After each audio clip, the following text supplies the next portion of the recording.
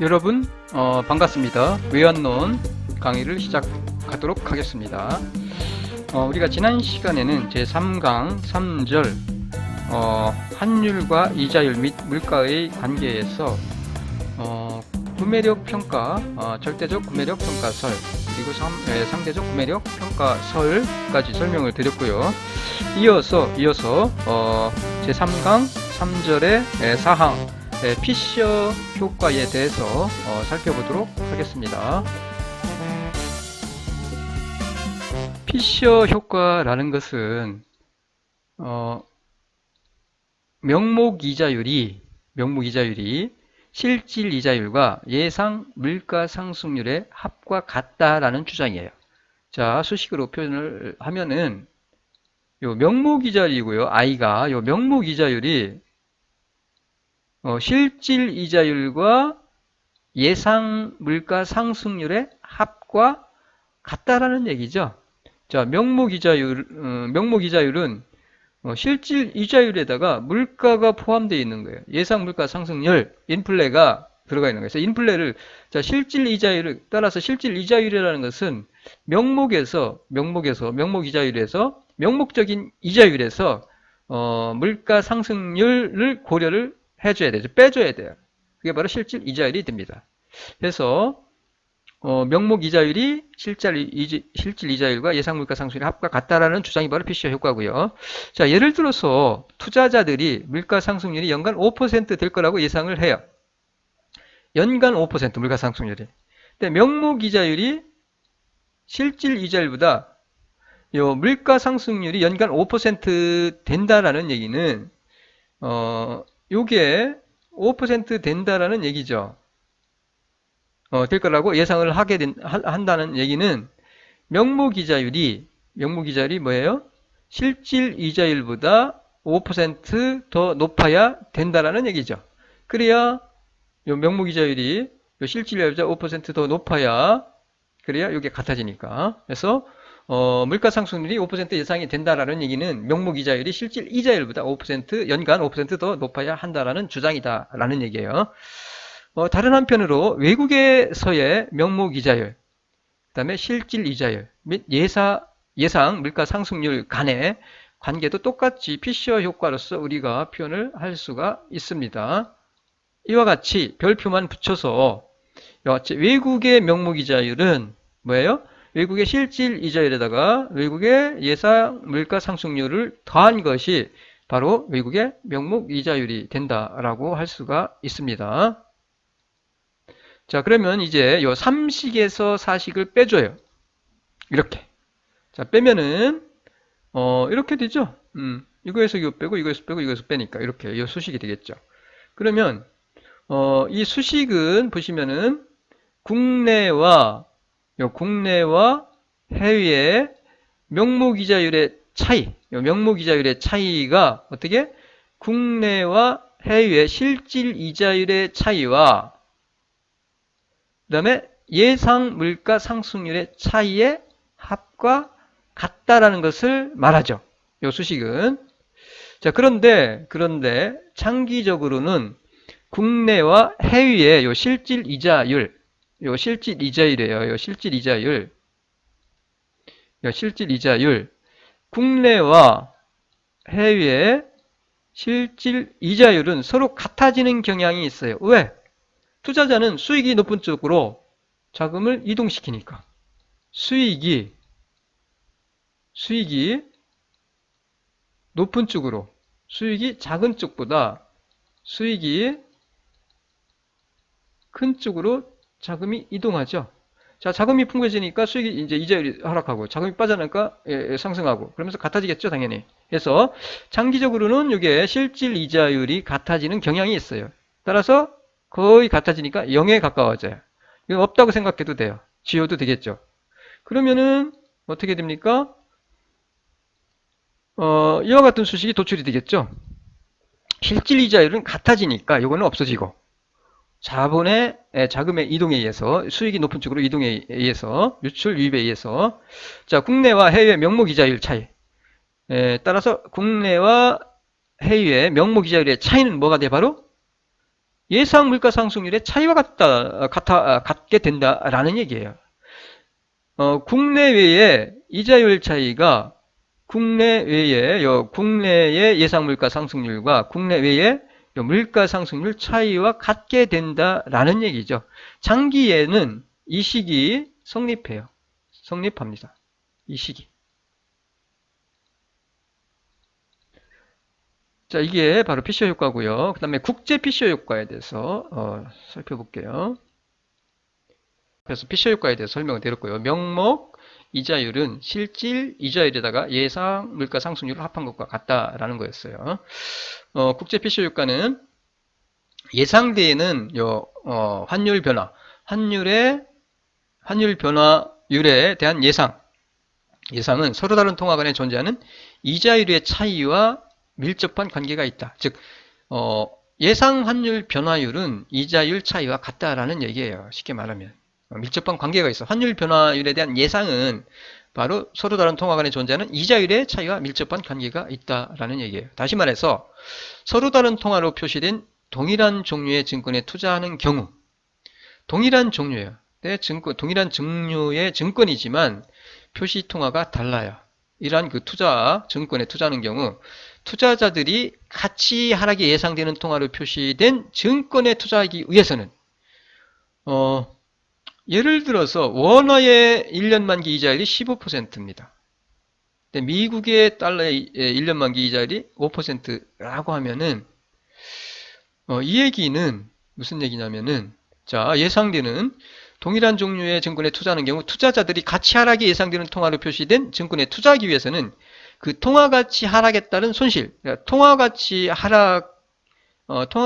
10% 원화의 가치가 1년간 10% 하락할 것으로 예상돼요. 그럼 원화로 표시된 증권에 투자하기 위해서는 그 통화가치 하락에 따른 손실, 10%라는 그 가치 하락, 그 통화가치 10% 가치 하락이라는 그 손실에 따른 손실을 상쇄시킬 수 있을 만큼 명목이자율이 충분히 높아야 한다는 얘기입니다. 이 얘기는. 자, 예컨대 원화의 1년 만기 이자율이 15%고 미국 달러의 1년 만기 이자율이 5%예요. 10% 높죠. 원화의 이자율이. 10% 높다는 얘기는, 이 얘기는 10% 이자율이, 원화의 이자율이 높다는 얘기는 앞으로 1년 동안에 원화는 달러에 대해서 가치가 10% 하락할 것이라는 얘기예요. 반대로 말하면은 원화의 가치가 10% 하락하니까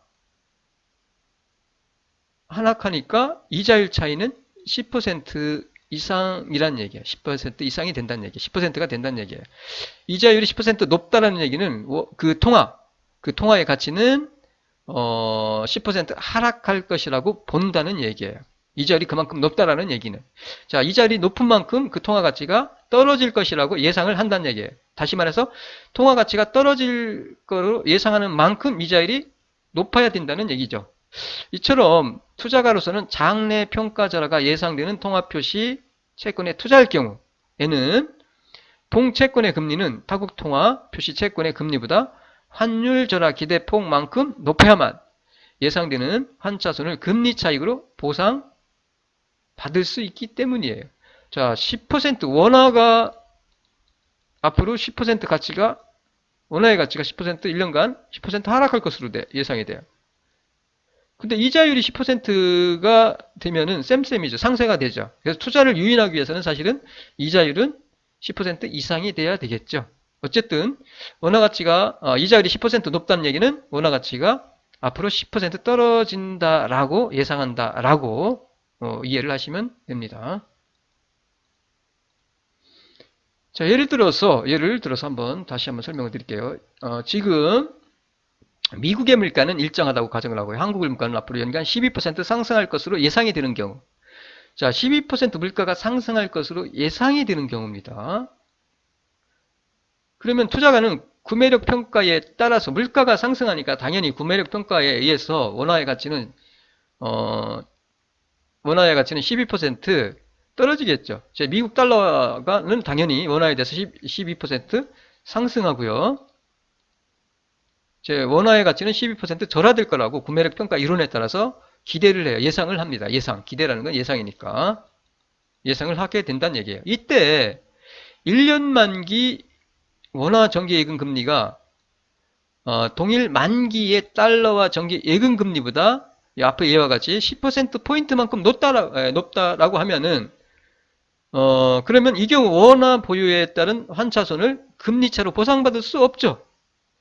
원화의 가치는 12% 떨어지는데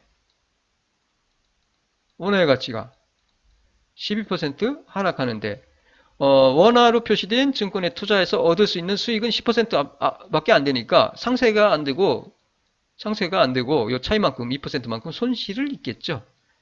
자, 이런 경우는 환차손을 금리차로 보상받을 수 없어요. 그래서 어떻게 원화 자금을 달러 예금으로 전환하겠죠. 자금이 빠져나가겠죠. 자, 그러면 이러한 과정에서 달러와 예금 금리는 달러 예금이 증가하니까 금리는 하락하겠죠. 자금이 풍부해지니까.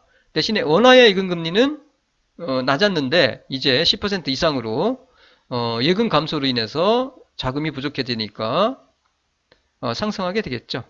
이때 양국 간의 예금 금리 차가 환율의 기대 변동률과 일치하는 시점에서, 즉 양국의 예금 금리 차가 환율의 기대 변동률과 일치하는 시점에서 어떻게 두 자산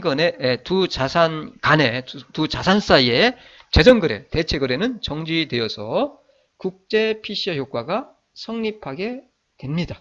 이와 같이. 따라서 국제 PCO 효과는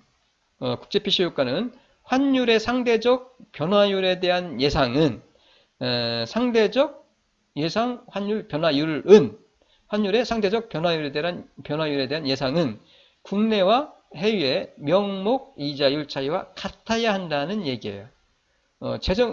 이와 같이 균형을 이루게 되면은 요 수식이 성립하게 돼요. 자, 예상 상대적 이건 앞에서 나왔던 수식하고 비슷해요. 환율의 변동률이죠. 그런데 예상입니다. 예상 환율 변동률. 상대적인 거예요. 상대적 예상 환율의 변동률은 뭐와 같아? 국내와 해외의 명목 이자율 차이와 같아야 한다라는 거예요. 이게 바로 육식이 됩니다. 육식. 국내 명목 이자율, 해외 명목 이자율. 이자율 차이는 이렇게 같아진다는 얘기예요.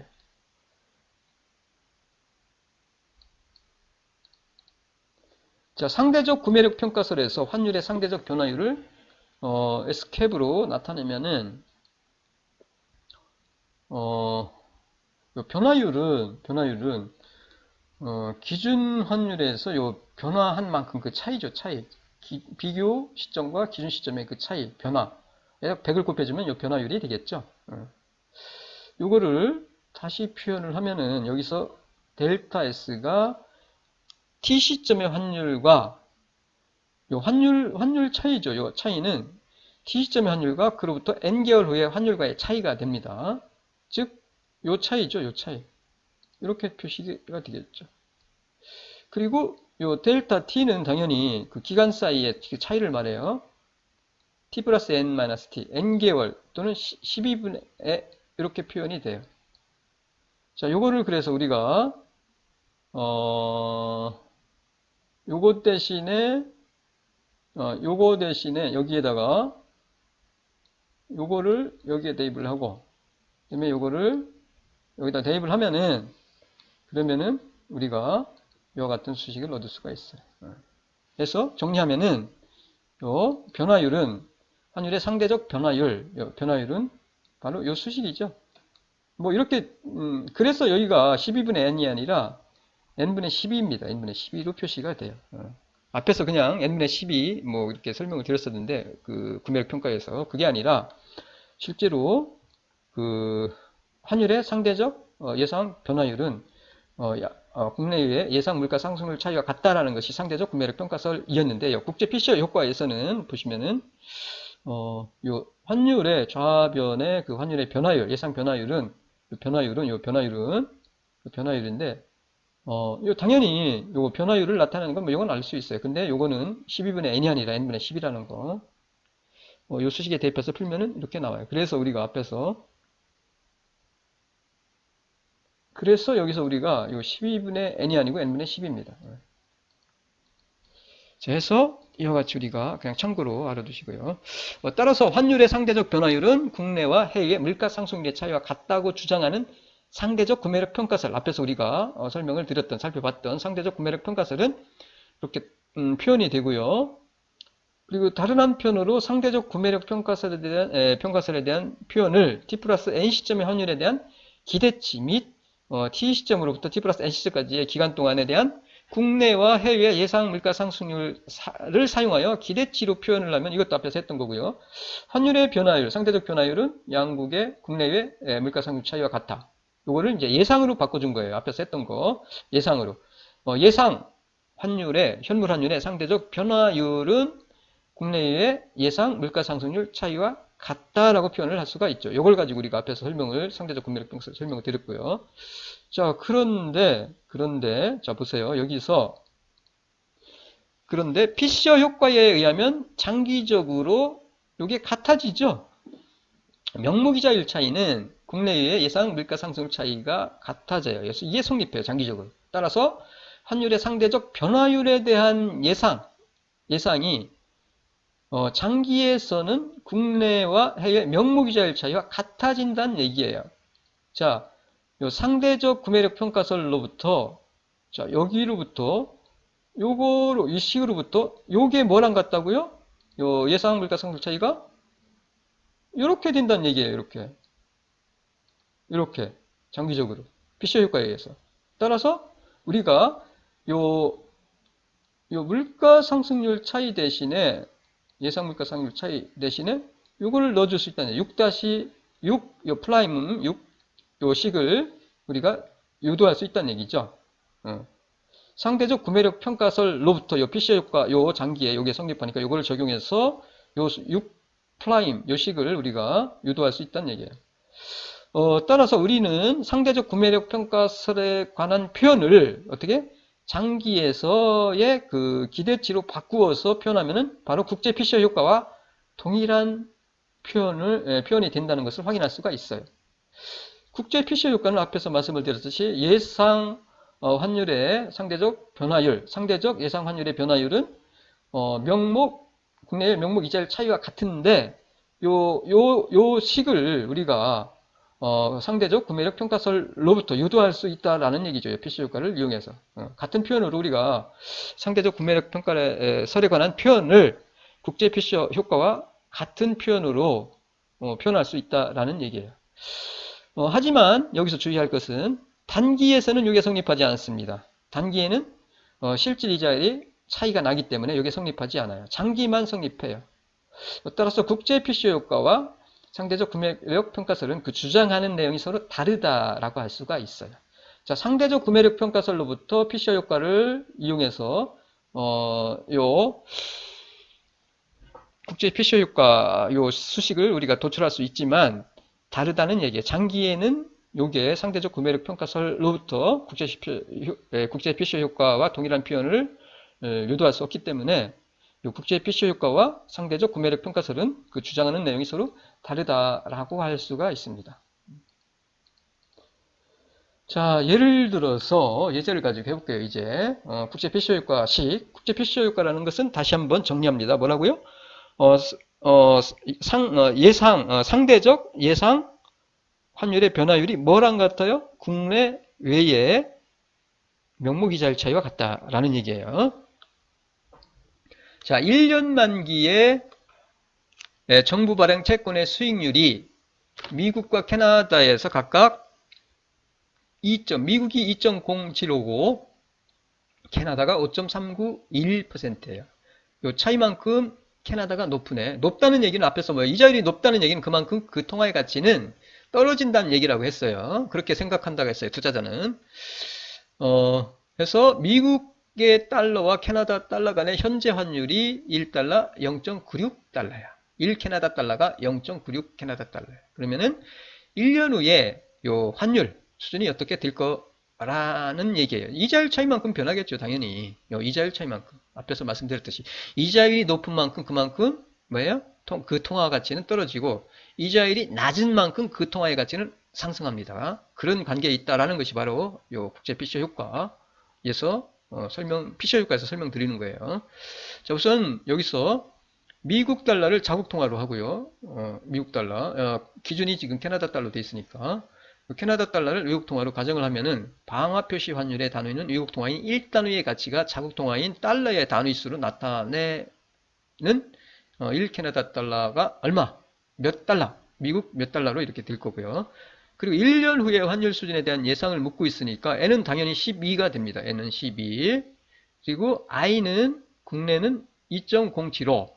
그다음에 해외는 캐나다는 5.391%가 되고요. n은 12. 그리고 현물 환율은 1 캐나다 달러에 0.96이 되겠죠. 그러면은 국제 PC 효과 수식 상대적인 예상 환율 변화율은 뭐와 같아? 양국의 국내외의 명목이자율 차이와 같다. 그대로 대입하시면 돼요. 그대로. 전부 다 대입하시면 되겠네. 그리고 여기서 요거 100부터 지워주는 걸로 하시면 돼요. 여기는 마이너스 3.316이니까 앞에서 우리가 그 상대적 구매력 평가서에서 구하는 그 과정은 단지 예상 물가 상승률 차이가 여기서는 예상 명목이자율 차이로 명목이자율의 차이로 바뀌었을 뿐입니다. 양쪽에서 100으로 나눠주면 되겠네. 이거 100으로 나눠주고 그럼 100이 지워지고 그리고 이건 뭐 n분의 12는 그냥 지워지고 그러면 이제 0.96을 없애줘야 되니까 양변에다가 0.96 곱해주면 이게 지워지고 그러면은 100분의 요거 곱하기 0.96이 되겠네. 그리고 0.96을 우변으로 가져가면 되겠네. 요거를 지워주려면은 뭐 100 나눠주면 되잖아요. 그리고 100 나눠주고 그리고 이건 뭐 그냥 지워지는 거. 0.96을 지우려면은 0.96 곱해주고 그러면 지워지잖아. 그러면은 곱하기 0.96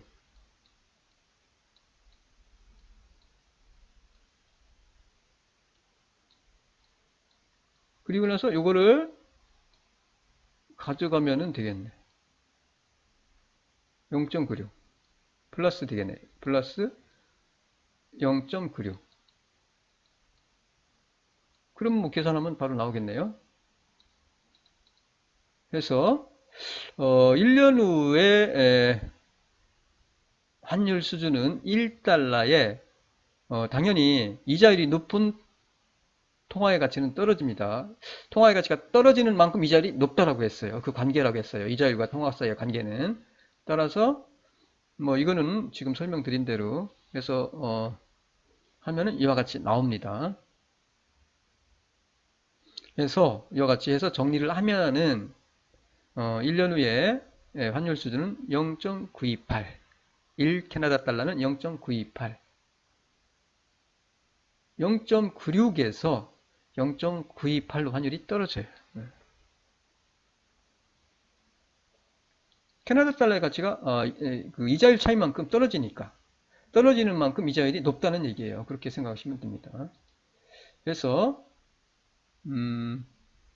요 국제 피셔 효과는 다시 한번 정리합니다. 국제 피셔 효과는 상대적 예상 환율 변화율은 명목이자율 차이와 같다라는 의미를 가집니다. 이게 바로 국제 피셔 효과고요.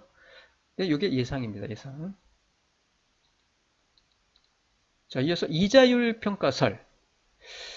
예를 들어서 자, 이자율 평가설에 대해서 설명을 드릴게요.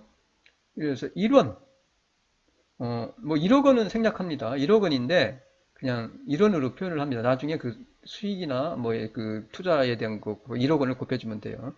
1원의 자금을 보유하고 있어요. 1억 원인데 그냥 1원으로 표현을 할게요. 1원을 자금을 보유하고 있는데 한국의 투자자가 국내에서 투자할 경우 국내 금융시장에서의 이자율이 I입니다. 명목이자율 I예요. 그럼 1년 후에 받게 되는 원리금 합계는 원금 플러스 원금이 1원이죠. 그리고 원금과 이자를 곱한 이 1원과 이자율을 곱한 요거죠. 요거 곱한 거죠. 그러니까 1원과 1원 원금과 1원이라는 원금과 그다음에 1원 곱하기 이자율 요 곱하기 한 거 요 플러스 한 게 바로 원리금 합계가 되죠. 표현을 하면은 수식으로 이렇게 되는 거고요.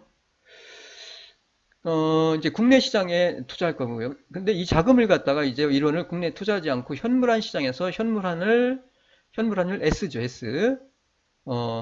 1달러에 얼마입니다. 현물환율로 바꾸어서 달러로 바꾸면 얼마가 돼요? 환율 곱해주면 되죠. S분의 1. 1달러에 1000원이면은 1 USD 1000 코리안 원 하면은 1원은 1000분의 1달러가 되잖아요. 그래서 S분의 환율이 S니까 S가 S분의 1이죠. 1000분의 1. 1달러에 1000원일 때 1000분의 1이 1원은 1000분의 1이 되니까. 그래서 바꾸면은 S분의 1달러가 돼요. S분의 1달러. 환율분의 1달러가 돼요. 환율분의 1달러. 1달러 1000원이면 1000분의 1. 그렇게 S분의 1달러가 되겠죠. 이 원금이 해외 투자할 경우 원금이 이거고요. 자, 이 원금을 S분의 1달러를 미국 금융시장에 투자하면은 미국 금융시장에서의 이자율은 앞에서 설명을 드렸듯이 별표만 붙이면 돼요. 그러면은 S분의 1달러 원금 그 다음에 S분의 1 곱하기 요거 곱한 거를 더해 준 거죠. 이렇게 되겠죠. 이와 같이. 자, 이제 남은 일은 투자 만기에 이제 달러를 원으로 바꾸는 거죠. 자, 만기에 바꿔야 될 거 아니야. 자, 만기에 미국 시장에 투자한 것을 회수를 해서 원화로 환전하죠. 그런데 1년 후에 투자 만기일의 현물 환율이 1년 후에 그 투자 만기일의 퓨처 스팟 익스체인지 레이트 현물 환율이 최초 시점에서의 요 투자 시점이 있죠. 최초 투자 시점에서의 현물 환율 커런트 스팟 익스체인지 레이트인 요 S와 동일하게 되리라는 그런 보장은 없어요. 환율은 변동하니까.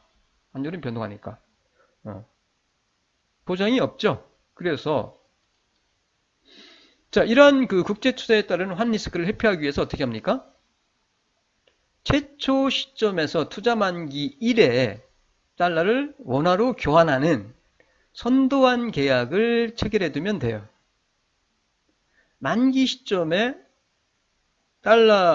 투자한 달러를 회수해서 원화로 환전을 하는데 환율이 만약에 변동으로 인해서 손실이 발생할 수 있으니까 그 리스크를 회피하기 위해서 투자 만기일에 달러를 원화로 교환하는, 즉 달러를 매도하고 원화를 받는 선도환 계약을 체결해 두는 거죠. 그러면 투자 만기일에 실제 환율이 어떠한 값이 되든지 간에 1달러에 얼마로 얼마만큼을 팔기로 계약된 선도 환율로 달러를 원으로 교환할 수 있기 때문에 있게 되는 거죠. 자, 만기에 계약된 선도 환율로 달러 자금을 원으로 환전할 수가 있어요. 따라서 한국의 금융시장을 이용하는 경우에 원리합계는 최초 시점에서 계약할 수 있는 선도환 계약에 적용되는 선도환율 F라고 하면은 우리가 다음과 같이 표현할 수 있겠죠. 자, 만기에 받게 되는 금액은 요거예요, 요거. S분의 1달러를 투자를 해서 S분의 1달러 플러스 S분의 1달러 곱하기 I 스타, 이자를 더해준 원금과 이자를 더한 거죠. 이게 요거죠. 그러니까 이게 아니고 원래는 요거죠. 요거. 요 금액이죠. 요거. 원 표시하기 전인 달러죠.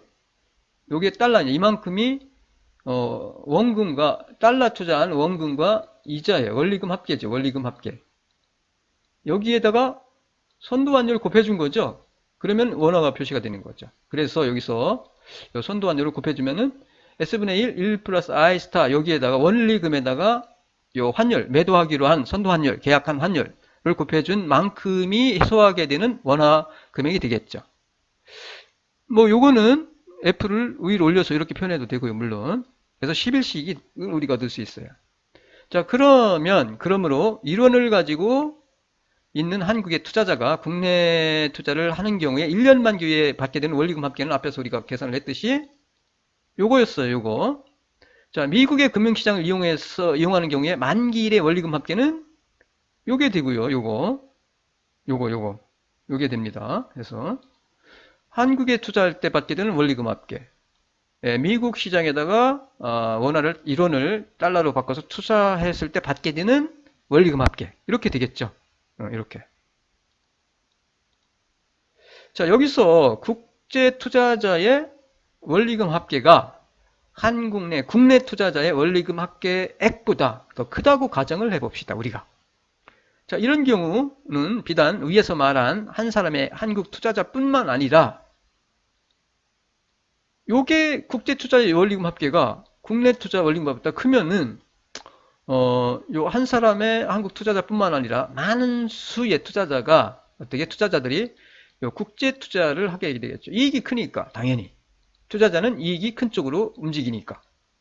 따라서 자금은 이제 이 국제 투자 미국에 투자한 경우가 요 원리금 합계가 크니까 그 경우는 자금은 한국에서 미국으로 이동을 하게 될 거예요. 그러면은 당연히 그 결과 현물화 시장에서 어떻게? 자, 자금이 빠져나갈 때 원화가 그냥 빠져나가는 것이 아니라 달러를 매입해서 빠져나가죠. 따라서 달러에 대한 수요가 증가합니다. 그러면은 달러에 대한 수요가 증가하니까 수요가 증가하는 재화, 수요가 증가하는 통화의 가치는 상승하게 되죠. 상승합니다. 즉 환율이 올라요. 1달러 1,000원이 아니라 1,200원, 1,300원. 이제 달러 1달러 살 때 1,000원 가지고 못 사요. 달러의 가치가 상승하니까. 자, 현물화 시장에서 이런 현상이 일어나요. 만약에 이게 이렇게 됐을 경우. 자, 그런데 선도환 시장에서는 어떻게 될까요? 선도환 시장, 미국에다가 투자를 하게 되니까 투자를 하죠. 선도환 시장에 미국에 투자를 해요. 투자하면은 만기에 투자한 자금을 원리금을 회수해서 들여와야 되니까 선도환 계약을 체결을 하게 되겠죠. 그러면은 선도환 시장에서의 달러 공급이 증가하죠. 파는 거니까 선도환 계약을 체결하는 거예요. 선물한 계약을 체결하는 거잖아요. 그러면 달러 가치가 하락합니다. 매도니까. 너도 나도 파는 거니까. 그러면 당연히 요 선도 환율이 하락하게 됩니다. 그리고 또 미국 금융시장에서는 자금이 풍부해져서 이자율이 하락하겠죠. 미국 자금이 막 들어오니까. 그리고 한국 금융시장에서는 자금이 빠져나가니까 이자율이 상승하겠죠.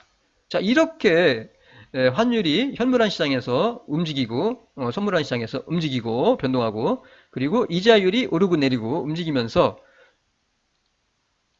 요 상태죠. 자, 요 상태에서 지금 설명드린 바와 같이 요 현물환 시장에서는 자, 현물환 시장에서는 뭐예요? 달러에 대한 수요가 증가해서 환율이 상승해요. 그리고 선도환 매도 계약이 늘어나니까 증가하니까 달러의 공급이 증가하니까 선도환율이 떨어지고 자, 오르고 떨어지고 그리고 이자율 자금이 풍부해지니까 미국 금융시장에서는 이자율이 떨어지고 원래는 이게 높았는데 이쪽이 높은 거니까 높았었는데 이제 떨어지는 거죠. 그 다음에 자금이 빠져나가니까 오르죠. 그래서 결국은 이게 이러한 과정이 반복되면서 결국 같아질 때까지 자금이 이동을 하고 같아지는 순간 균형을 이루면서 이 투자가 멈추게 됩니다. 그래서 이런 과정을 거치면서 자금이 빠져나가고 이자율이 변동하고 환율이 오르고 내리고 이자율이 내리고 하면서 이게 같아져요. 자, 이거 같아집니다. 여기 이제. 자, 따라서 시간이 경과하게 되면은 한국 내 투자와 국제 투자는 그 만기 이래 원리금 합계가 서로 같아져요. 국내에 투자하든 해외에 투자하든 요게 국내에 투자하든 국제 해외에 투자하든 이게 같아져요. 이런 자금의 움직임과 이자율의 변화에 의해서 결국은 서로 같아지게 됩니다. 이와 같이 요 수식을 우리가 쓸 수가 있어요. 자, 국내에 투자하든 요거는 지우세요. 요 잘못됐으니까 요 F를 지우세요. 이게 잘못되어 있는 거야. 요게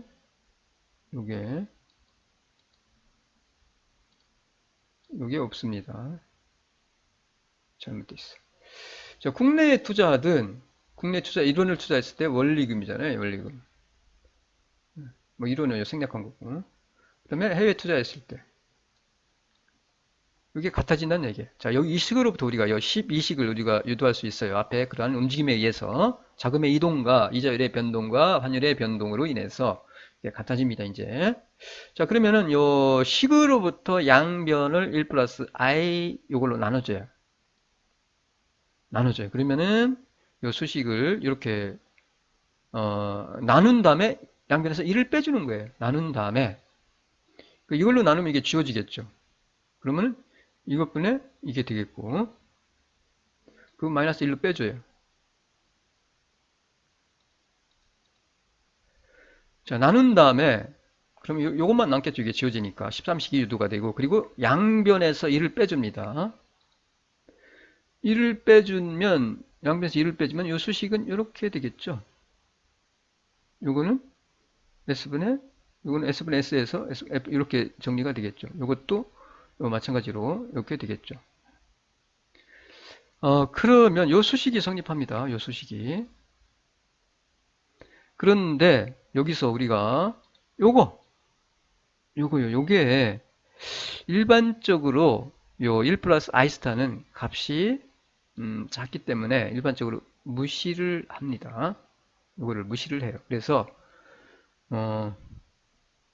요렇게 우리가 근사값으로 보통 이렇게 표현할 수가 있어요. 자, 요거는 지워지고 요거를 무시를 하고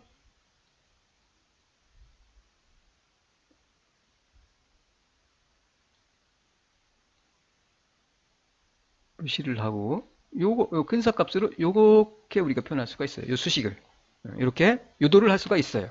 유도할 수가 있습니다. 여기서 우리가 요 14식을 유도할 수가 있어요. 근사값으로 요 수식을 유도를 통해서 요 14식을 유도할 수가 있습니다. 예, 다음 요 14식. 잘 보시면은 요거는 선도환율이죠. 선도환율. 요거는 현물환율이고 요 환율 차이죠. 환율 차이입니다. 요 차이, 환율 차이. 요 기간 사이에 현물환율과 선도환율의 차이. 그 다음에 이거는 현물환율이고 변화율이죠. 그러니까 곱하기 n분의 12 곱하기 100 해주면 돼요. 생략된 거예요. 마찬가지입니다. 여기도 n분의 12 곱하기 100 이거 생략된 거예요. 자, 보시면은 환율 변화율이죠. 환율의 변화율이 자, 현물환율과 선물환율이에요. 상대적인 환율의 변화율이 양국의 이자율 차이 국내의 이자율 차이와 같다라는 식을 우리가 이자율 평가 정리 식을 유도할 수가 있어요. 여기서 보시면은 국제 피셔 효과에서는 이게 F가 아니었어요. 기대였죠. 기대. S T 플러스 N에서 예상이었습니다. 예상이 아닙니다. 이건 시장에서 형성돼요. 선도환율, 선물환율, 선도환율은 형성이 되죠. 그 변화율을 말해요. 변화율을 말합니다.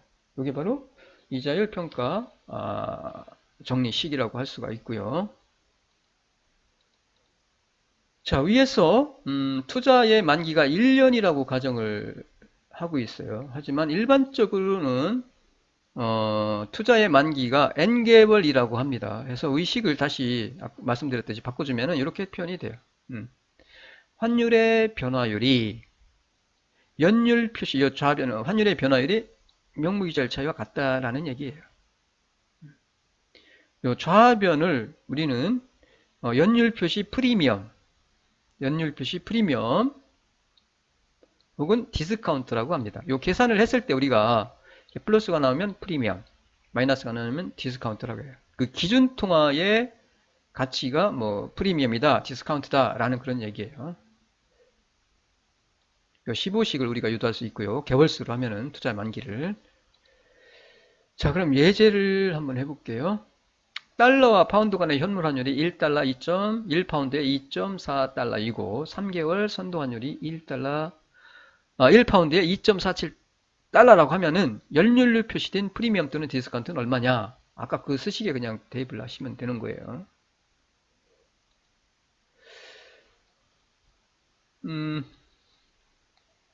현물 환율이 2.4고 3개월 선도 환율이 2.47이면은 그 3개월 사이의 그 차이죠. 0.07이 되죠. 여기 보시면은. 자, 선도 환율이 2.47달러 1파운드에 이렇게 표시를 하는 것을 우리는 이렇게 그냥 직접적으로 표시를 할 수 있어요. 이 차이를. 현물환율과 선도환율의 요 차이인 요 차이죠. 요 차이가 되고요.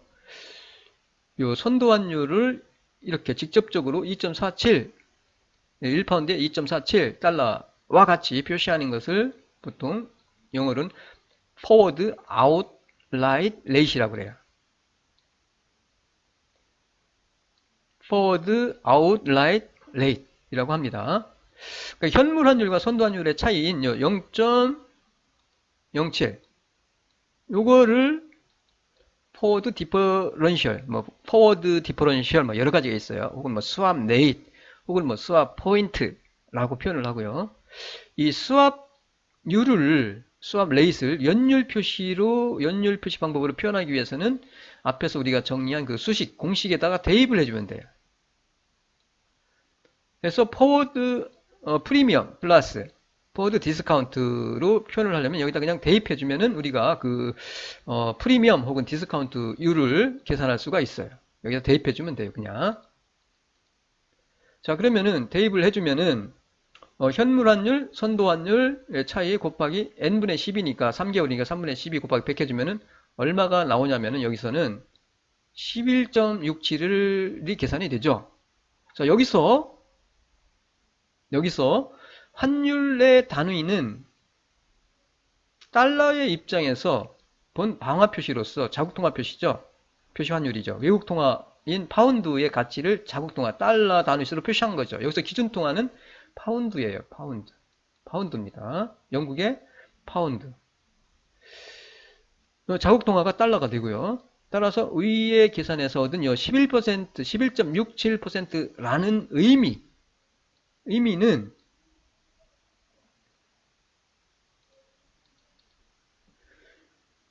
외국 통화인 그 기준 통화인 파운드화가 선도환 시장에서 3개월 선도환 시장이죠. 에서 11.67%만큼 프리미엄에 있다라는 것을 의미해요. 프리미엄에 있다라는 것을 의미해요. 다시 말해서 계산 결과 플러스 값을 얻게 되면 프리미엄, 포워드 프리미엄, 마이너스 값을 얻게 되면 포워드 디스카운트를 의미합니다. 이 경우에는 환율이 외국 통화인 파운드의 가치를 나타내므로 이 파운드의 가치는 현물환 시장에 비해서 선도환 시장에서 2%만큼 더 높다는 것을 의미합니다. 파운드화가 현물환 시장보다 3개월 선도환 시장에서 11.67%만큼 더 높다라는 것을 의미해요. 라는 것을 의미합니다.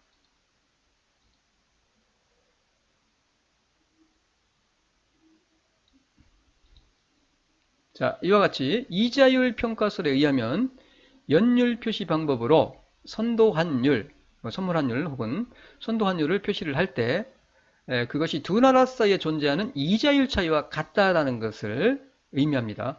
연율 표시 방법으로 표시한 그 선도환율, 연율 표시, 선도환율을 표시할 때 그 두 나라 사이에 존재하는 이자율 차이와 같다라는 것을 15식이 의미를 해요. 우리가 앞에서 봤던 15식이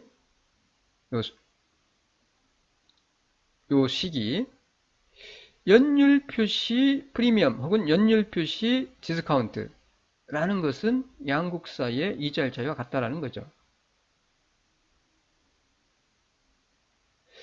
자, 이자율 평가에 의하면 이와 같이 연율 표시 방법으로 선도환율을 표시를 할 때 두 나라 사이에 존재하는 이자율의 차이와 같다라는 거, 연율 표시 프리미엄 혹은 디스카운트가 두 나라 사이에 존재하는 이자율 차이와 같다라는 것이 바로 15식이고요. 다시 말해서 위의 경우에는 외국 통화인 파운드화가 달러에 대해서 선도환 시장에서 11.67%만큼 프리미엄에 있으므로 어떻게? 외국 통화의 파운드의 이자율은 프리미엄에 있다. 그만큼 앞에서 우리가 이자율과 환율 사이의 관계에서 이자율이 그만큼 높으면은 그 통화의 가치는 떨어진다는 얘기고, 이자율이 낮으면 그 통화의 가치는 높다는 얘기였죠. 그래서 외국 통화인 파운드화의 이자율이 자국 통화의 파운드화의 이자율보다 11.67%만큼 낮아야 한다는 것을 의미합니다. 선도환 시장에서 파운드화가 11.6%만큼 프리미엄에 있다는 얘기죠. 가치가 높다는 얘기죠. 그러면은 그 가치가 높은 만큼, 높아지는 만큼 이자율은 낮다는 얘기죠. 이자율이 높다는 얘기는 그만큼 그 통화의 가치는 떨어진다는 얘기고, 이자율이 낮다는 얘기는 그 통화의 가치는 이자율이 낮다는 것은 그 통화의 가치는 상승하고, 이자율이 낮다는 얘기는 그 통화의 가치는 오른다는 것이니까, 앞에서 우리가 이자율과 환율 사이의 관계에서 봤을 때 그런 의미입니다. 그래서 여기서도 마찬가지로 외국 통화인 파운드화의 이자율이 자국 통화인 달러의 이자율보다 16.7%금 낮아야 한다는 얘기예요. 자, 좌변이 연율 표시 프리미엄이 11.67이 나왔으면은 이게 그러면은 명목이자율 차이가 외국이죠. 달러의 이자율 이게 같아지려면은 요게 파운드의 이자율이 11.67%만큼 낮아야 이게 같아질 거 아니에요. 그 얘기입니다.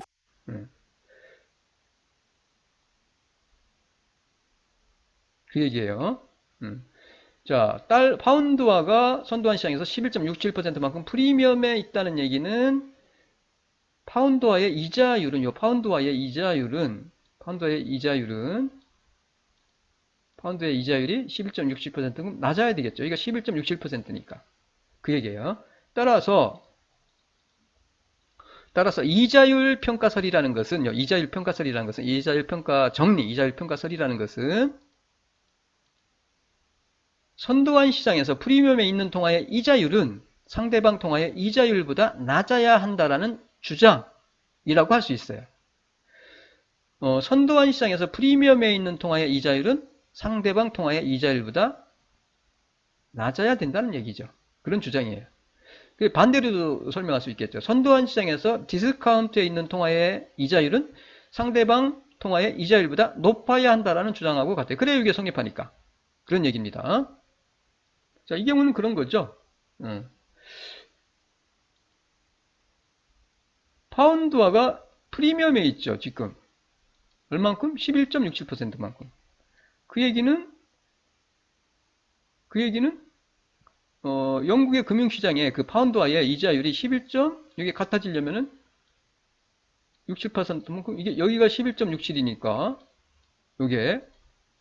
그러면 요게 영국 파운드의 이자율이 11.67%만큼 낮아야 된다는 얘기죠.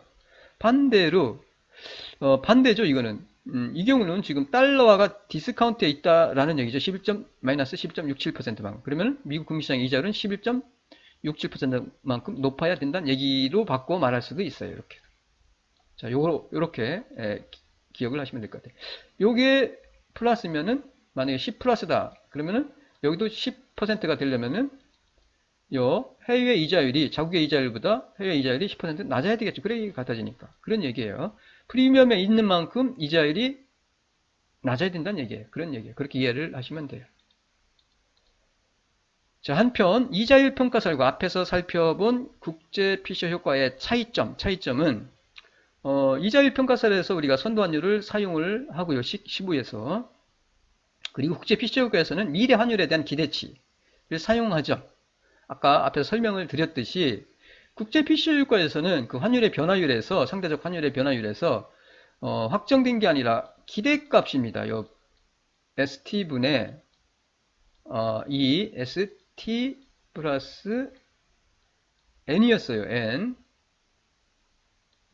T 플러스 N 마이너스 ST였잖아요. 곱하기 N분의 12 곱하기 100이었죠. 그래서 여기서 이게 기대입니다. 기대치를 사용해요. 여기는 기대가 아닙니다. 요게 아니라 F를 사용합니다. 그대로. F를. 요게 아니라. 그 차이죠. 그 차이. 따라서, 국제 필수 효과는 커버되지 않은 이자율 평가 조건이고요.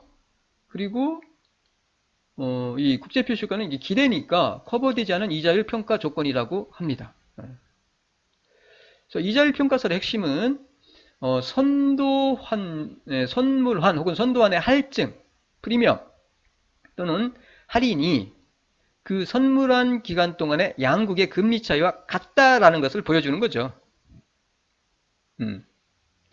연율 표시 프리미엄, 연율 표시 디스카운트. 요게 연율 표시 프리미엄. 혹은 연율 표시 디스카운트가 양국의 금리 차이와 같다라는 의미예요. 이자율 평가설의 핵심은 요거예요, 요거. 예를 들어서 자본 이동을 제약하는 요소들이 없다면 양자에 대한 의사결정을 할 때 투자자로서는 이자율뿐만 아니라 뭘도 그래요? 환율 변동에서 오는 환위험도 함께 같이 감안을 하기 때문에 그래요.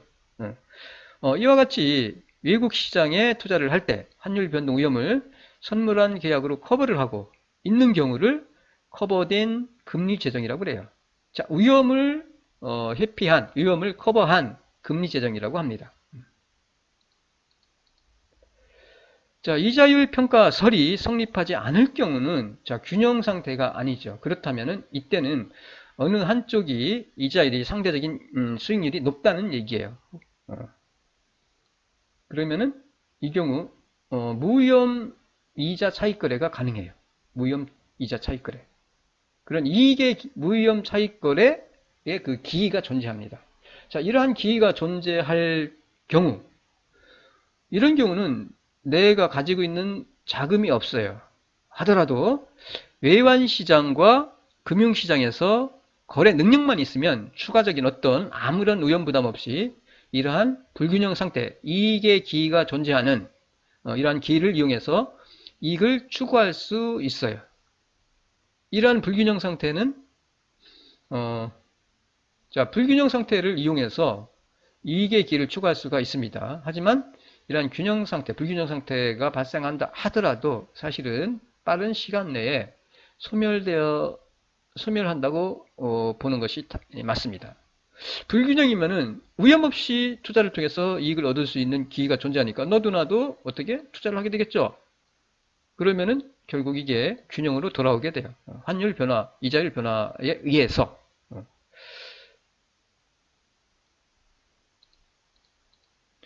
자, 이자율 평가설과 무위험 이자 차익 거래.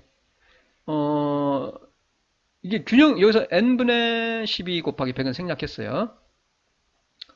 이런 경우와 오른쪽이 큰 경우, 왼쪽이 큰 경우. 균형 상태는 당연히 균형이니까 기회가 존재하지 않습니다. 재정 거래에 차익 거래에 기회는 존재하지 않아요.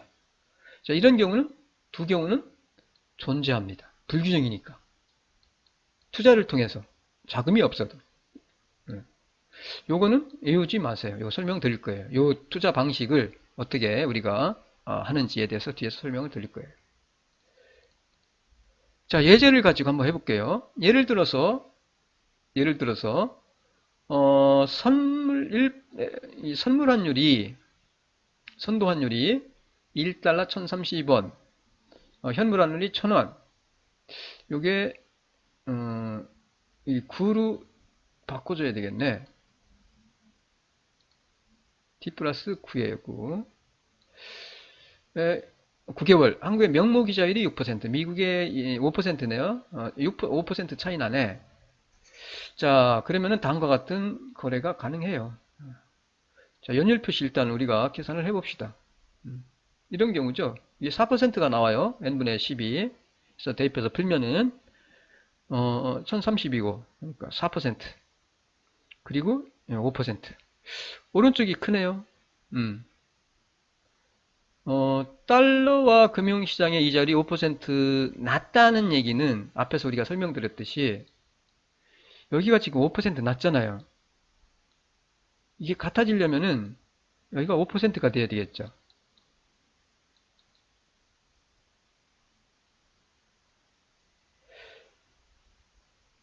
여기가 5%가 돼요, 원래. 이 플러스 5가 돼야 되죠. 그러면은 이 얘기는 뭐예요? 5% 낮다는 얘기는 달러가 선물한 시장에서 5% 프리미엄에, 여기 P는 프리미엄입니다. 프리미엄에 있어야 한다는 얘기죠. 이게 그래야 같아지잖아요. 좌변과 우변이. 그런데 연율 표시로 환산한 프리미엄은 4%밖에 안 됩니다. 4밖에. 자, 1% 선물한 시장에서 덜 평가되어 있네. 프리미엄이 4%밖에 안 되니까 원래는 5% 프리미엄에 있어야 되는데 4%밖에 프리미엄에 있지 않죠. 그래서 1% 덜 평가된 거죠. 즉 달러는 달러는 여기서 외국 통화인 달러가 기준이죠. 그래서 외국 통화는 이 달러는 선도환 시장에서 1% 저평가되어 있어요. 저평가. 그렇게 해석하시면 돼요. 이와 같이 저평가되어 있고요. 그리고 현물환 시장에서는 상대적인 거니까 고평가되어 있다라고 우리가 생각을 하시면 돼요. 따라서 우리가 다음과 같이 그 투자 전략을 수립을 할 수가 있습니다. 자, 일반적으로 우리는 차익거래에서는 얻으려면 싼 데 사서 비싼 데 팔아야 되겠죠. 상대적으로 이자율이 높은 쪽에 투자를 해야 되겠죠. 를 통해서 금리 재정을 통해서 우리가 수익을 얻을 수 있어요. 이 불균형 상태에서. 따라서 우리가 전제는 아무런 자금을 가지고 있지 않다라는 전제입니다. 매도를 비싼 데 팝니다. 어디에 팔아요? 어디서 싸요? 싼 데서 삽니다. 저평가 선도환 시장에서 그냥 선물환으로 할게요. 선물환 시장에서 달러를 매입하고요. 비싼데 고평가되는 현물환 시장에서는 달러화를 현물환을 매도를 해요. 동시에 달러 선물환을 매입을 합니다. 매도하고 달러와 현물환을 매도하고 동시에 달러와 선물환을 매입하는 계약을 체결하는 거예요. 자, 매도는 어떻게 해? 돈이 없으니까 달러가 없으니까 달러 차입해야 되겠죠. 차입해서 팔고 동시에 달러와 선물환을 매입합니다. 자, 달러화를 차입해서 달러화를 팔죠. 현물환 시장에서. 그러면은 그리고 동시에 선물환을 매입하죠. 그리고 매도하고 뭐가 들어와요? 현물환을 빌려서 달러를 차입해서 달러화를 팔면은 원화를 손에 쥐게 되겠죠. 그러면은 그 원화를 어디에 투자해? 원화로 투자를 하는 거예요. 이게 바로 투자 전략이에요. 투자 전략을 이렇게 수입할 수가 있어요. 우리가. 자, 그러면 왜 원화로 원화로 투자를 하느냐라는 거죠. 원화로 투자. 자, 이자율이 상대적으로 높은 쪽에 투자를 하는 거예요. 금리 재정이니까. 자, 이렇게 생각을 해봅시다. 1달러를 투자를 한다고 합시다. 국내 시장에, 이 경우 국내 시장에다가, 국내 자본시장에다가, 금융시장에다 1달러를 투자해요. 1달러. 그러면은 얻을 수 있는 수익은 뭐예요? 1달러 플러스 5%의 수익이죠. 그러니까 얻을 수 있는 수익은 원금 곱하기 5%. 6%죠, 6%. 6%의 수익을 얻을 수 있어요. 6%에. 1달러를 투자하면은 6%의 수익을 얻을 수 있어요. 국내 시장에 투자를 할 경우. 그런데 달러 금융시장에다가 달러 금융시장에다가 투자를 하면은 1달러를 투자를 해요. 달러 금융시장. 그러면 얻을 수 있는 이익은 얼마냐? 이자율이 1%죠. 달러 이자. 1%의 수익과 그리고 4%만큼 프리미엄, 달러의 가치가 4%만큼 상승하니까 이 프리미엄만큼의 이익을 얻을 수 있겠죠. 전체적으로 몇 %? 5%죠. 자, 상대적으로 보세요. 이 이자율이 국내 시장에 투자할 경우는 6%니까 6%의 수익을 얻을 수 있고, 달러 금융시장에 1달러를 투자할 경우는 이자율 1%인 1%와 이 프리미엄 4%만큼 해서 5%의 수익을 얻을 수 있어요. 수익을 얻을 수 있어요. 1% 크죠? 원화 금융시장에 투자하는 경우가 1%만큼 수익률이 높아요. 즉, 이자율이 상대적으로 1% 높다는 얘기죠. 그래서 원화로 투자를 하는 겁니다. 원화로. 자, 이와 같이 이제 전체적인 요 투자 전략을 수립을 했으면 우리가 이제 투자를 하시면 돼요. 자, 현재의 이 전략 수립에 근거하여 달러를 차입합니다. 차입할 때는 우리가 완전한 무위험 차익거래이기 때문에 정확한 금액을 차입을 해야 돼요. 그래서 9개월, 만기가 9개월인데 9개월 후에 상환해야 차입한 달러를 9개월 후에 갚아야 되죠. 갚아야 되는데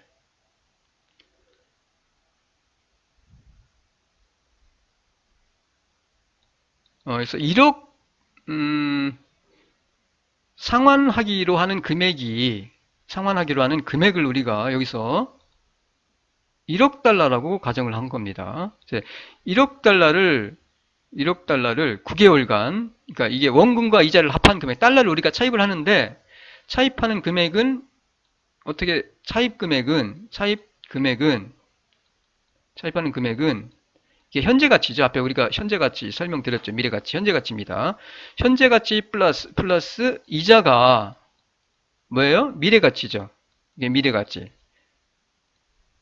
프레젠트 밸류, 퓨처 밸류. 요게 요 1억 달러예요. 1억 달러. 1억 달러를 달러의 이자율로 1%로 해서 할인을 하면은 요 수식에 대입하시면 돼요. 그대로 다시 쓸게요. 요게 현재 가치입니다. 요게 PV예요. 현재 가치. 현재 가치 플러스 하면은 이자를 플러스 하면은 요게 뭐예요? 미래 가치가 되죠. 퓨처 밸류. 그래서 요게 1억 달러예요. 1억 달러를 현재 가치로 9개월 요거 환산하면 현재 가치로 환산하면은 9,925만 5,583원 정도가 나와요. 3달러 정도가 나옵니다. 그러면은 이만큼을 차입을 하는 겁니다. 이만큼을. 그리고 요 원금과 이자를 합한 1억 달러를 9개월 후에 상환하기로 해요. 빌렸으니까 상환해야 되잖아요. 하기로 합니다. 이렇게. 현재 가치 환산은 이렇게 하면 돼요. 대입해서. 월이기 때문에 여기서 앞에서는 우리가 연으로 했기 때문에 1 플러스 그냥 i였는데 n이었었죠. 저희가 1 플러스 그냥 연으로 할 때는 1 플러스 i 그 다음에 기간 그 다음에 미래 현금 유입 해서 환산하면 현재 가치를 환산했었죠. 여기 개월수로 할 때는 이렇게 계산하면 됩니다. 그리고 차입한 9,925만 5,583달러를 1달러당 1,000원으로 현물 환율이 1,000원이니까 1,000원으로 팔아요. 그러면 얼마입니까 이게? 992억 5,558만 3,127원 이만큼을 수치를 해서 현물시장에 팔고 한국 원화 금융시장에 이자율 6%로 투자를 해두는 거죠. 투자를 합니다. 그리고 뭐 한다고요? 매도하면서 현물시장에서 달러를 매도하면서 동시에 선물환 시장에서 상대적으로 매입을 하는 거죠. 그러니까 매도하면서 동시에 선물환 시장에서 이 매입하기로 하는 선물환 계약을 체결해 두는 거죠. 1달러당 1,030원으로 1달러당 1,030원으로 9개월 선물한 1억 달러를 매입해 두는 거죠. 1억 달러. 이만큼을 차입을 해서 매도하고요. 상환하기로 하고 이만큼을 매도하고 수취한 이 금액을 한국 원화금융시장에 투자해둬요. 그리고 1억 달러를 매입해 놓습니다. 9개월 선물한. 동시에 선물한 시장에서 1달러당 1,030원으로 달러화 9개월 선물한 1억 달러를 계약을 해두는 거예요. 매입하기로 하는 계약을 체결해 두는 거죠. 그러면은 현재의 전략 수립에 의해서 투자는 끝났어요. 차입하고 투자는 끝났습니다. 그러면 이제 만기가 돌아오면은 투자해뒀던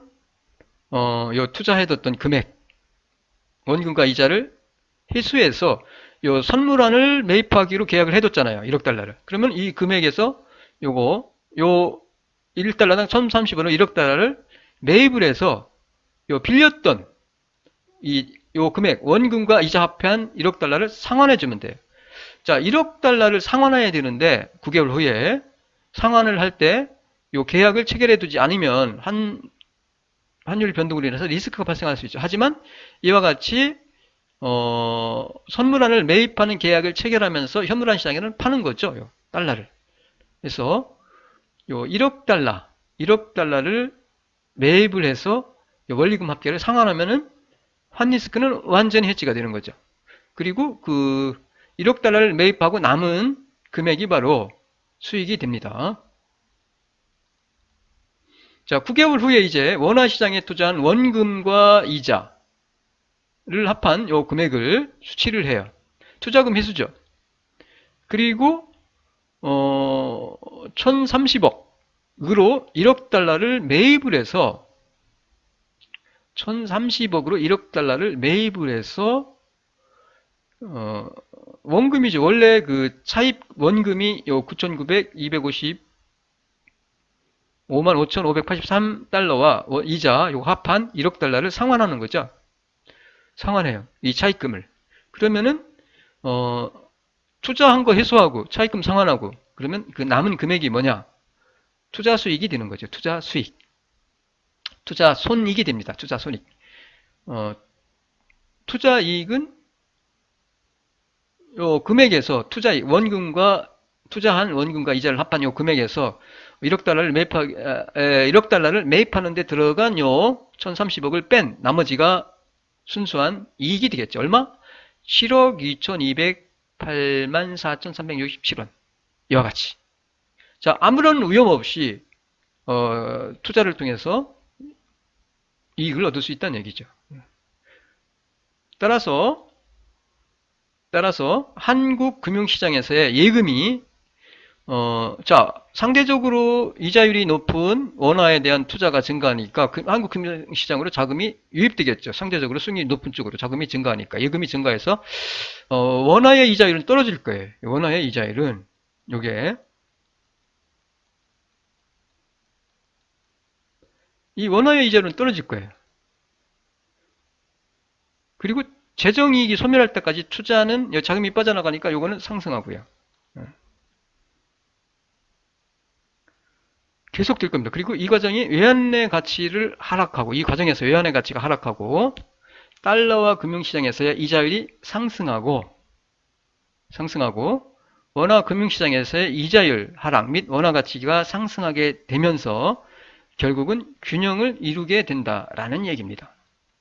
그래서 이와 같이 이자율이 하락하고 상승하고 그 다음에 현물화 시장에서의 환율이 하락을 하고 그 다음에 선도화 시장에서 환율이 상승하면서 결국 이게 균형을 이룬다는 얘기죠. 다시 균형을 이루게 된다는 얘기예요. 균형으로 돌아온다는 얘기예요. 이런 과정을 거쳐서.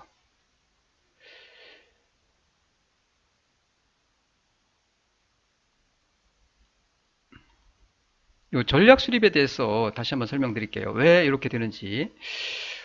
선물환 시장에서 말씀드렸듯이 달러는 저평가되어 있다고 했어요. 원래는 이게 5여야 됐는데 4밖에 지금 프리미엄 1%덜 프리미엄 상태에 있는 거니까 달러가 선물환 시장에서는 저평가되고 싼 거예요. 선물환 시장에서. 그리고 현물환 시장에서는 고평가되어 있는 거고요. 그래서 보통 우리가 싼 데서 사서 비싼 데 파니까 선물환 시장에서는 사고 그리고 현물환 시장에서는 파는 거죠. 근데 파는데 우리가 가지고 있는 달러가 없으니까 차입을 해서 팔아요.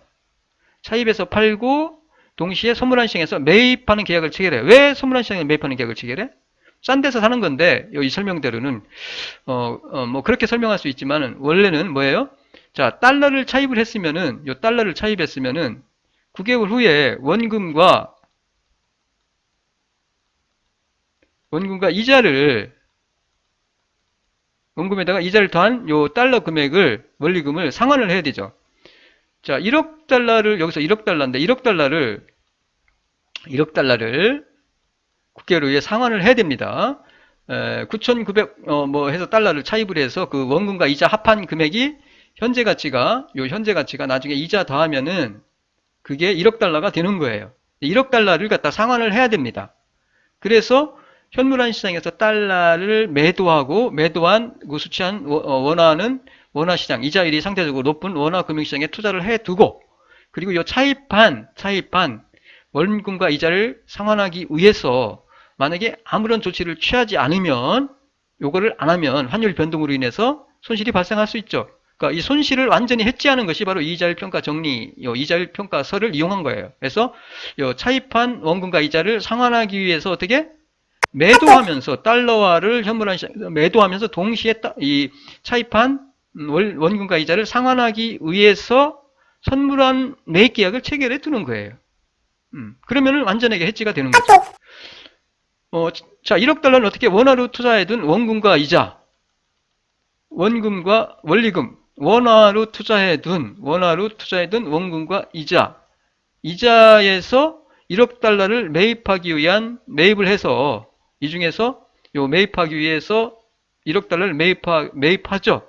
매입해서 상환하면 되는 거예요. 이 계약을 수행을 해서. 그러면은 그 나머지 원금과 이자, 원화로 투자한 원금과 이자에서 요 1억 달러를 상환하기 위한 그 원리금, 상환하기 위해서 들어간 그 금액을 뺀 나머지가 이익이 되는 거죠. 그래서 이와 같이 우리가 이자율 평가서를 이용해서 즉 균형을 이루지 않을 때 이와 같이 우리가 투자를 통해서 이익을 아무런 위험 없이 이익을 얻을 수 있다라는 얘기입니다.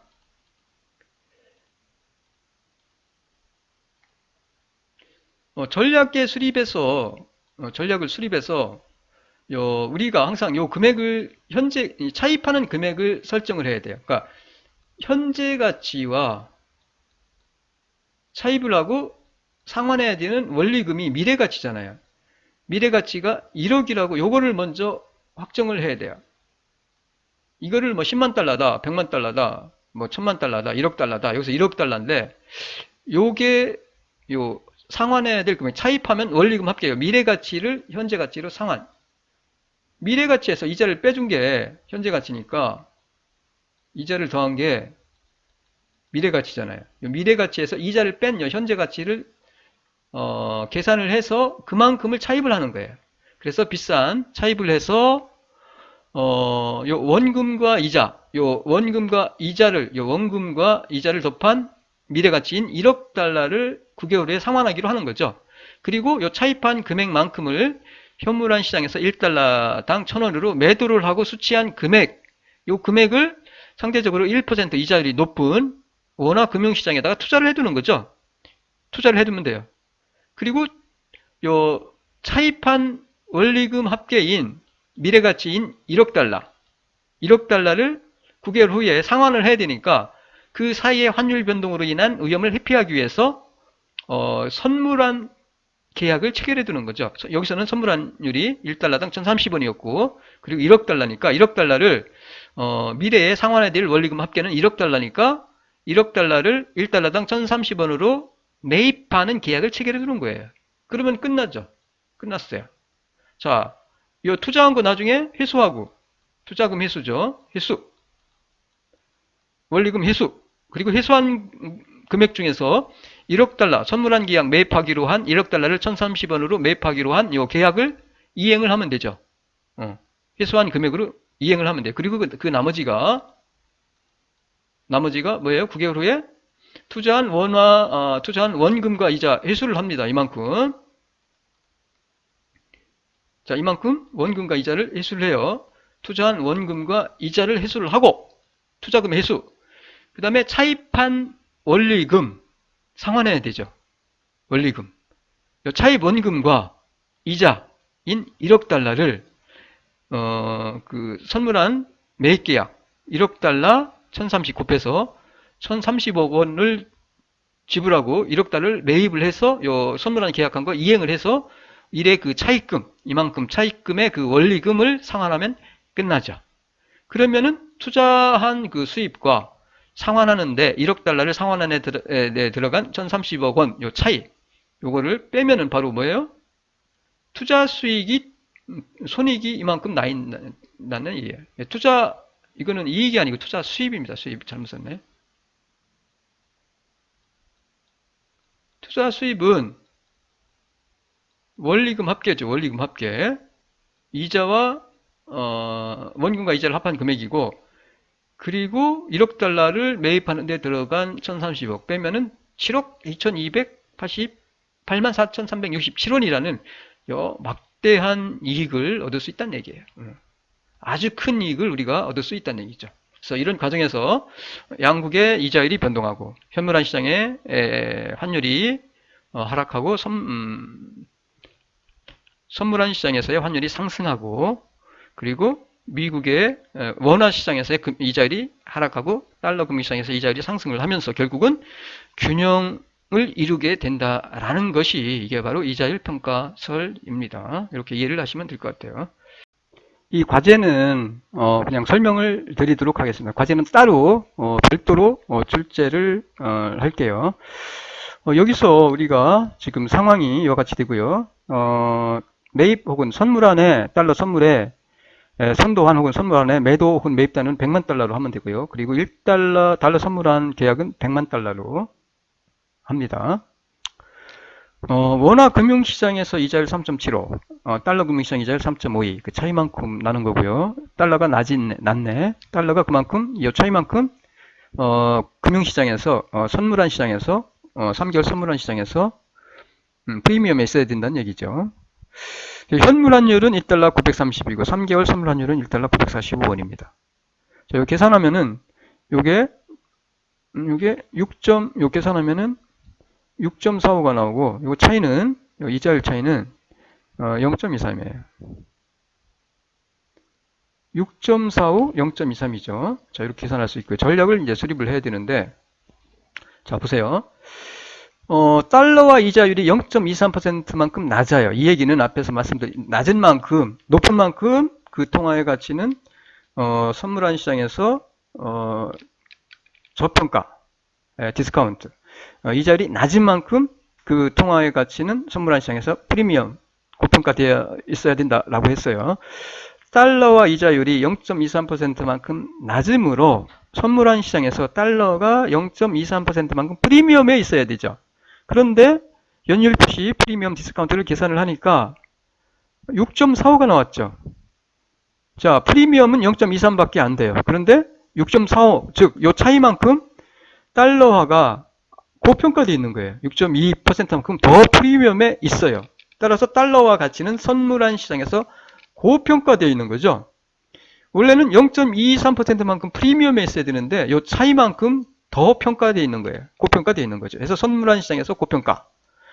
상대적인 거니까 현물한 시장에서는 저평가고요. 그래서 전략은 아주 간단하죠. 싼 데서 사서 비싼 데 파는 거니까 저평가된 현물한 시장에서 달러를 매입하는 거죠. 그리고 비싼 선물한 시장에서 달러를 매도하는 거예요. 따라서 전제는 우리가 아무런 자금을 가지고 있지 않다는 전제이기 때문에, 가정이기 때문에 달러를 매입할 때 어떻게 매입해? 원화로 매입하는데 원화 차입해야 되겠죠. 원화를 차입합니다. 그래서 현물한 시장에서 달러를 매입하고요. 동시에 뭐예요? 선물한 시장에서 달러를 매도하는 겁니다. 비싼 데 파는 거잖아요. 나왔잖아요. 매입하고 매도니까 요거는. 그리고 매입을 하는데 자금이 없으니까 원화 차입해서 매입해요. 그리고 달러를 매도하죠. 선물한 시장에서. 그리고 원화를 차입해서 달러를 매입했으면 지금 내 손안에는 뭐가 있어요? 달러가 있죠.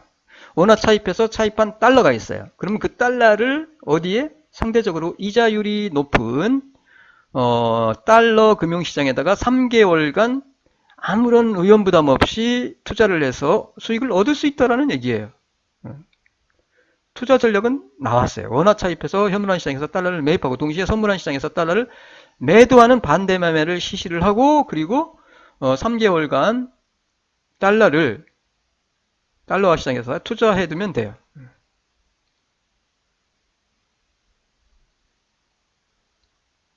자, 그러면 왜 달러 시장에다가 투자를 하느냐라는 거죠. 상대적으로 이자율이 높기 때문에 그래요. 왜 높아요? 자, 보세요. 달러화가 선물한 시장에서 6.45%만큼, 자, 왼쪽부터 생각을 합시다. 6.45%만큼 프리미엄에 있다는 얘기는 이게 같아지려면은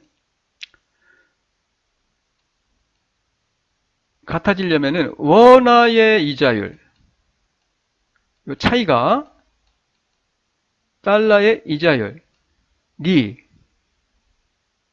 6.45%만큼 낮아야 된다는 얘기죠. 달러의 이자율이. 6.45%만큼 낮아야 한다는 것을 의미해요. 그래야 이게 같아지잖아요. 왼쪽이 6.45면은 달러 이자율이 6.45만큼 낮아야 같아지잖아요. 그런데 계산을 하니까 0.23%만큼만 낮아요. 0.23이죠. 0.23. 6.45가 그러니까 원래는 이게 6.45까지 이 차이만큼 6.45만큼 달러 이자율이 낮아야 되는데 이게 겨우 0.23%밖에 안 났다는 얘기예요. 요거밖에 안 났다는 얘기죠. 이만큼밖에 안 났다는 얘기예요. 이만큼밖에. 0.23만큼. 무슨 얘기야? 원래는 여기까지 낮아야 되는데 이만큼밖에 안 낮으니까 요 차이만큼 뭐예요? 달러 이자율이 상대적으로 높다는 얘기죠. 상대적으로. 6.2만큼 덜 낮다는 거예요. 그 차이만큼. 차이만큼 덜 낮다는 것을 해요. 즉, 상대적으로 원화의 이자율은 6.22%만큼 덜 높아요. 덜 높아요. 이렇게 생각하셔도 됩니다. 자, 원화 금융시장에다가 투자를 할 경우 수익률은 6.45죠. 자, 달러 금융시장에다 투자를 하면은 수익률은 0.23이에요. 1달러를 만약에 워낙 1달러를 투자를 했을 때 1달러를 0.23%죠. 거기에다가 프리미엄이 얼만큼? 6.45죠. 그러면은 요거 더하면은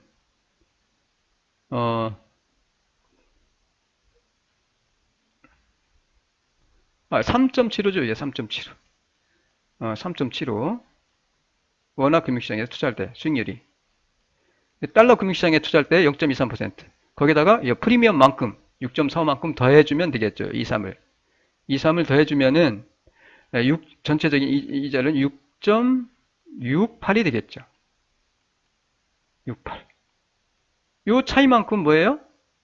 요 차이만큼 달러의 이자율이 상대적으로 높다는 얘기예요. 따라서 상대적으로 이자율이 높은 달러 금융시장에 달러로 투자를 하는 거죠. 해두는 거예요. 그래서 투자 전략은 원화를 차입해서 투자 전략은 현물한 시장에서 달러를 매입하고요. 그리고 동시에 비싼 달러 금융시장에 매입해 투자를 해두고요. 그리고 동시에 선물한 시장에서 달러를 매도하는 선물한 매도 계약을 체결해 두면 되는 거예요.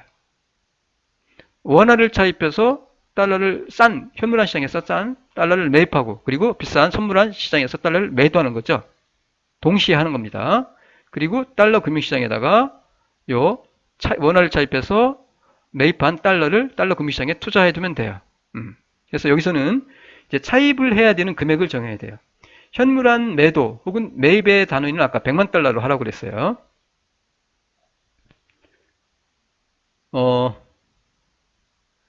현물한 시장에서 달러 매입을 해서 투자를 해두면은 선도한 매도, 이것도 100만 달러라겠죠. 자, 이게 투자하는 금액이 여기서는 지금 현재 가치입니다. 보세요. 달러 금융시장에서 투자를 하는데, 이게 투자를 하는 금액이 원금이고요.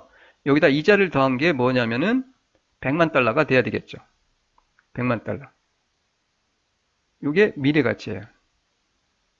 100만 달러. 100만 달러를 할인한 게 바로 현재 가치, 이자를 뺀 게 현재 가치예요. 아까 그 공식에 대입해서 풀면은 현재 가치, 차입해야 되는 금액을 매입해야 되는 금액을 우리가 환산할 수가 있어요. 매입해야 되는 금액이 바로 현재 가치가 되는 겁니다. 원화를 차입해서 달러를 매입해서 이 달러를 투자해 두죠. 투자해야 되는 원금이 미래 가치가 되는 거니까 달러 매입해야 되는 매입을 해야 되는 그 달러 금액이 요게 현재 가치. 여기다가 이자를 넣은 게 100만 달러가 되는 거죠. 미래 가치. 그래서 100만 달러를 할인하면은 달러 이자율로 할인을 하면은 99만 277달러가 돼요. 자, 이만큼을 이제 우리가 현물한 시장에서 원화를 차입해서 매입하는 거예요. 현물 환율 곱해주면 현물 환율 있죠? 현물 환율은 여기다 현물 환율 곱하면 여기 금액이 나오겠죠. 그래서 현물 환율로 곱해주면은 차입해야 될 금액이 나오겠죠. 그러면 이만큼을 차입을 해서 99만 1277달러를 매입을 해서 달러화 시장에 투자를 해두면 돼요. 그리고 동시에 투자를 이만큼 투자를 해서 미래 가치가 100만 달러를 수취하게 되죠. 그럼 수취하면은 이거를 다시 원화로 환산을 해야 되니까 선도한 매도 계약을 체결해 두는 거죠. 자, 선도한 매도 계약을 945원이니까 1달러. 선물한 시장에서 동시에 선물 시장에서 선물환율 1달러 945원으로 개월수죠. 3개월 후에 3개월물 100만 달러를 매도하는 계약을 체결해 두는 겁니다. 매도하는 계약을. 그러면 끝났어요. 모든 건 정해졌어요. 수익도 정해져 있고. 시간이 흐르기만 기다리면 돼요. 투자한 거 회수하고, 그 다음에 회수한 거 요거 매도하고, 매도 계약 체결한 거 100만 달러 매도하기로 계약한 거 이행하고, 그리고 수취한 원화로다가 차입한 원금과 이자 상환하면 끝나요. 여기서 이 매입해야 될 달러 금액이 PV 현재 가치라고 말씀을 드렸고요. 여기다 이자를 더한 것이 미래 가치 100만 달러. 이거를 우리가 매도를 하는 거죠. 선물한 매도 계약을 체결을 하는 건데, 선물한 매도 금액이 100만 달러를 현재 가치로 환산하면은 PV가 매입해야 될 금액을 계산할 수가 있어요. 현재 가치 99만 1277달러. 요거를 원화를 차입해서 매입을 해서 투자를 하는 거죠. 그러면은 여기에다가 현물 환율을 930원을 곱해주면은, 그러면은 요 차입해야 될 금액을 우리가 환산할 수 있겠죠. 그러면 이만큼 차입을 해서 이만큼을 매입을 해서 현물한 시장에다가 현물한 시장에서 매입을 해서 달러화 시장에 투자를 해두는 거죠. 그리고 동시에 선물한 시장에서 3개월 후에 받게 되는 미래 가치인 100만 달러를 매도하는 계약을 체결해 두는 거죠. 그러면 끝나요. 현재는 이와 같이 전략 수립하고, 이와 같이 차입하고, 매입하고, 투자하고, 그 다음에 매도하는 계약, 선물한 매도하는 계약을 체결을 하고 끝납니다. 그리고 시간이 흐르기만을 기다리면 돼요. 자, 그러면 3개월 후가 됩니다. 만기가 되죠. 3개월 후에 우리가 달러 시장에 투자해둔 991277달러와 3개월분 이자 12분의 3요 이자를 곱해서 달러 이자율 합한 100만 달러를 수취를 하죠. 투자자금 회수. 그리고 수취한 100만 달러를 선물한 계약, 우리가 100만 달러를 945원에 팔기로 계약을 했죠. 3개월 전에. 945원으로 1달러당 100만 달러를 팔아요. 그래서 9억 4,500만 원을 수취를 합니다. 그리고 차입한 원화 금액 9억 2,188만 7,391원 플러스 이자, 3개월분의 이자, 원화 이자율 곱해서 계산하면은 얼마 나오냐면은 이렇게 나와요. 9억 3,053만 85원을 상환해요. 자, 수취한 금액, 투자하고 수취한 금액에서 상환하는 데 들어간 금액을 빼고 나면은 그게 바로 얼마가 돼? 이익이 드는 거죠. 이익이 됩니다. 이익이 돼요. 이게 투자 이익이 아니고 이게 투자 수입입니다. 수입. 원금과 이자를 합한 투자 수입이에요. 그러니까 투자 수입이에요. 이게 달러를 매입해서 투자하고 받은 100만 달러를 팔고 얻은 투자 수입이에요. 9억 4,500만 원에서 상환하는 데 들어간 9억 3,053만 85원을 뺀 요 나머지가 순수한 이익이 되겠죠. 이와 같이. 자, 이와 같이 이익을 아무런 오염 없이 우리가 이 이자율 평가 정리서를 이용해서 이 균형을 이루지 않을 때 이용해서 재정거래, 차익거래를 통해서 아무런 위험 없이 투자를 통해서 이익을 얻을 수 있다라는 얘기입니다. 자, 이러한 과정에서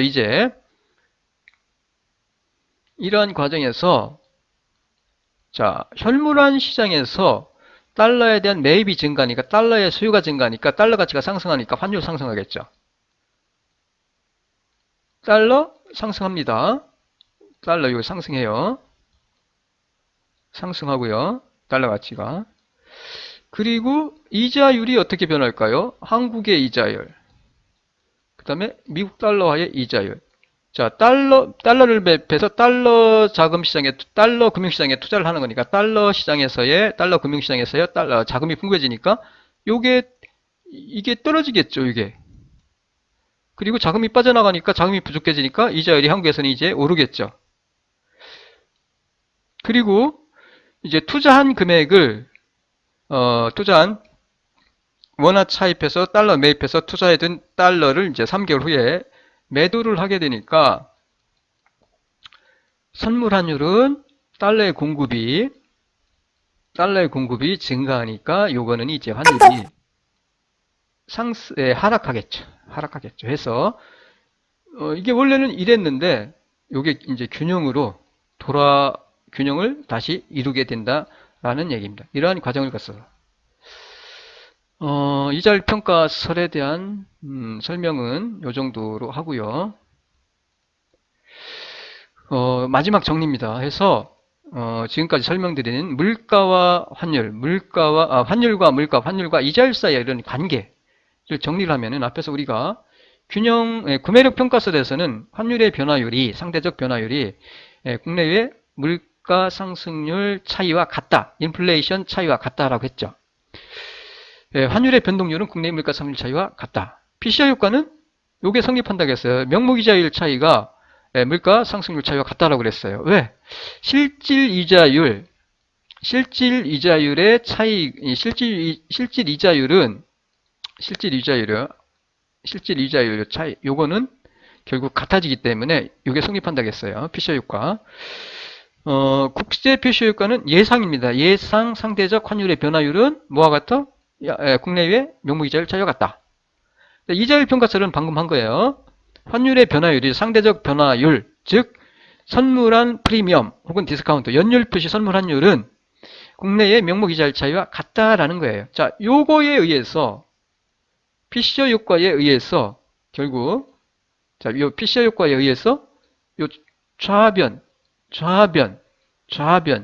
요거 같으니까 결국은 요 식이 성립한다는 얘기입니다. 요 식이 이와 같이 된다는 얘기예요. 결국은 이거 뭐 지워줘도 되니까 이거 지우면 전부 다 지워줘도 되니까 이렇게 요게 성립한다는 얘기예요. 즉 예상 환율은 T 플러스 N기의 예상 환율은 T 플러스 N기의 선도 환율, 선물 환율과 그 다음에 T 플러스 N기의 환율과 같아진다는 얘기예요. 같다는 얘기예요. 왜? 언제? 완전 경쟁 시장을 전제하면은 자금의 이동과 환율의 변화와 이자율의 변화에 의해서 결국 이게 같아진다는 얘기예요. 이러한 관계식이 성립한다는 얘기입니다. 자, 환율과 물가, 환율과 이자율 사이의 관계에 대해서는 여기까지 할게요. 과제는 따로 출제를 하겠습니다. 그래서 과제는 팀 플레이를 통해서 작성을 해서 조장만 제출하세요. 조장. 그럼 팀별로 평가를 할게요. 수고 많았습니다. 마칠게요.